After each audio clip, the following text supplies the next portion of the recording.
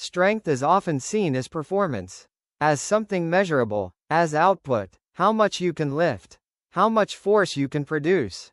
That is the visible layer. But underneath that, strength has a different role. Biologically, strength is not just ability. It is a signal that communicates demand to the body. It tells the body what is required, what must be maintained, what must be supported over time. And this signaling does not happen occasionally.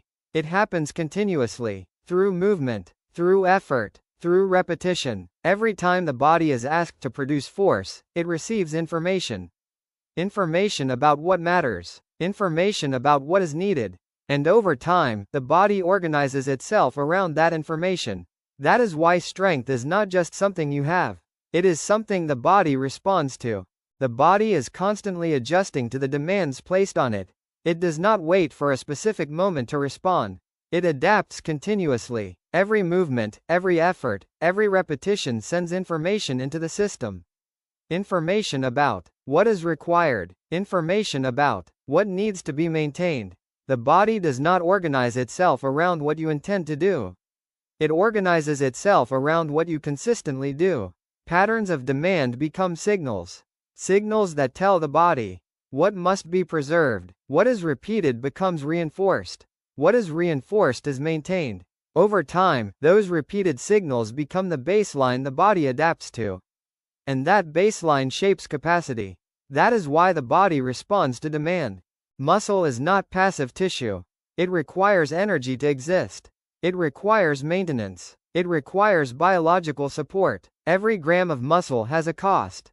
The body must supply it, repair it, sustain it over time. That cost is ongoing. Even at rest, muscle requires energy to be maintained. Because of this, the body does not keep muscle without a reason. There must be a signal that it is needed, a clear demand that justifies its maintenance. Without that signal, the body begins to reduce it. Not immediately, but gradually. Over time, the absence of demand becomes a consistent message that less capacity is required. And the body adjusts accordingly. This is how reduced demand leads to reduced capacity. When demand is reduced, the signal begins to weaken. The body receives less information that capacity is required. Without consistent demand, there is no strong reason to maintain that capacity. This process is subtle. It does not happen all at once. It happens gradually, repeatedly. Over time, reduced use becomes reduced signaling. And reduced signaling leads to reduced support. The body begins to shift. What it maintains, what is not reinforced starts to fade. What is not required is no longer prioritized. Over time, this reduced signaling becomes the baseline the body adapts to. And once that baseline shifts, capacity begins to narrow. Not because something failed, but because the signal is no longer strong enough to maintain it. This is not failure. It is efficiency. The body is designed to conserve energy, to prioritize what is necessary, and to reduce what is not. It does not maintain systems that are unused. It reallocates resources to what is required. This is how biological systems operate. They are not designed to hold excess capacity without purpose. They are designed to match demand. When demand decreases, the system adjusts. Not as a mistake, but as a response to reduced need. Over time, this adjustment becomes the baseline the body operates from. And that baseline determines what is maintained and what is reduced. This is why capacity is not lost randomly. It is reduced when it is no longer required. Capacity follows signal. If the signal remains strong, capacity is maintained. If the signal weakens, capacity begins to narrow. This relationship is consistent. It applies over time. What is reinforced is maintained. What is not reinforced is reduced. This is not random. It is directly tied to what is repeated. The body tracks patterns of demand. It adjusts capacity based on those patterns. Repeated demand becomes repeated signaling. And repeated signaling tells the body what must be preserved. Over time, those signals become the baseline the body adapts to.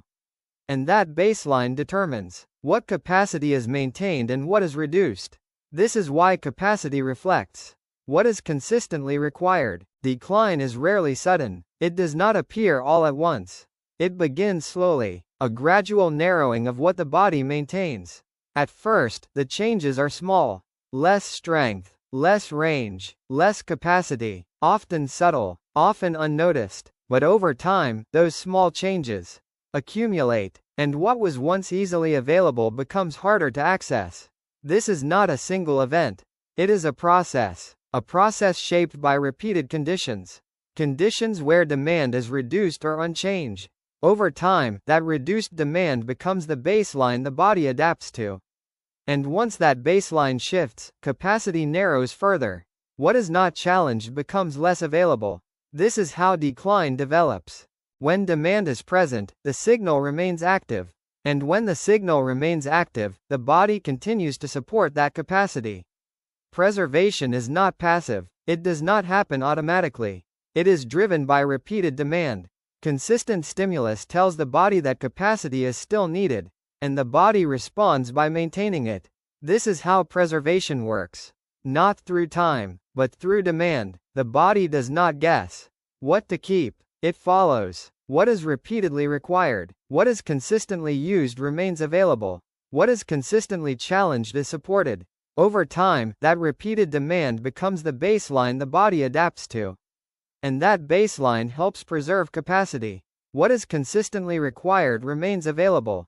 Strength is often associated with appearance, with how the body looks. But biologically, it serves a different role. It is communication. It tells the body what is still required, what must be supported, what must be maintained. This communication is ongoing. It happens every time the body produces force. Every time effort is applied, the body receives that signal and responds to it. It organizes itself around that demand. This is not a visual process. It is a biological one. Strength becomes a message that shapes how the body maintains its systems.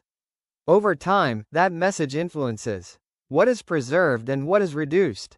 This is why strength is not cosmetic. It is adaptive. It is communication. This principle extends beyond muscle. It applies across multiple systems. The body does not separate one function from another. It operates as a coordinated system. When demand changes in one area, other systems adjust as well. Muscle, movement, coordination, and control are all connected. They respond to the same signals. They follow the same rules of adaptation. What is required is supported. What is not required is reduced. This coordination happens continuously, across systems. Over time, these repeated signals shape how the body organizes itself as a whole. Not in isolated parts, but as an integrated system responding to demand. And over time, that system-wide response determines what capacity is maintained and what is reduced. The nervous system follows the same rule. It adapts to what is repeated. What is used becomes easier to access. What is not used becomes less available. This process is continuous. It does not happen occasionally. It happens through repetition. Signals that are repeated become reinforced. They require less effort to activate. Over time, these signals become more efficient. They become faster. They become easier to access. The system learns what is familiar, and it prioritizes what is repeated. Over time, those repeated patterns become the default. They become the baseline the system operates from. And that baseline shapes how the body responds. What is repeated becomes automatic. And what becomes automatic requires less effort to maintain. Over time, repeated signals become automatic. They require less effort. They become familiar. And what becomes familiar is easier to repeat. This is how patterns are formed. Patterns of movement, patterns of response, patterns of behavior. The system begins to rely on them. Because they are efficient. Because they are available. Because they require less energy to access. Over time, these patterns become the default. They become the baseline the system operates from. And that baseline shapes how the body responds. It influences what feels natural, what feels automatic, and what is repeated without effort. Over time, this shapes what is easy to access and what is not. This is how repetition becomes behavior. When demand is reduced, capacity narrows. This is what stagnation does. It limits what is maintained. It reduces what is available. Not suddenly, but gradually. Over time, reduced demand leads to reduced signaling, and reduced signaling leads to reduced support. The body begins to shift what it maintains. What is not required is no longer prioritized. This process does not stop. It continues as long as demand remains low. Over time, this reduced demand becomes the baseline the body adapts to. And once that baseline shifts, capacity narrows further. What is not challenged becomes less available, and what becomes less available is used even less. This is how stagnation reduces what is available. The body does not keep what it does not need. It responds to demand. It adapts to what is required. Across systems, across time, what is used is maintained. What is not used is reduced. This is the pattern that shapes capacity. Not time alone, but demand over time. Adaptation preserves. Stagnation narrows. These are not separate processes. They are part of the same system. A system that responds to what is required and reduces what is not. Over time, this response becomes the baseline the body operates from. And that baseline shapes what is available. What is required remains supported. What is not required fades. This is how capacity is shaped. This is how change occurs.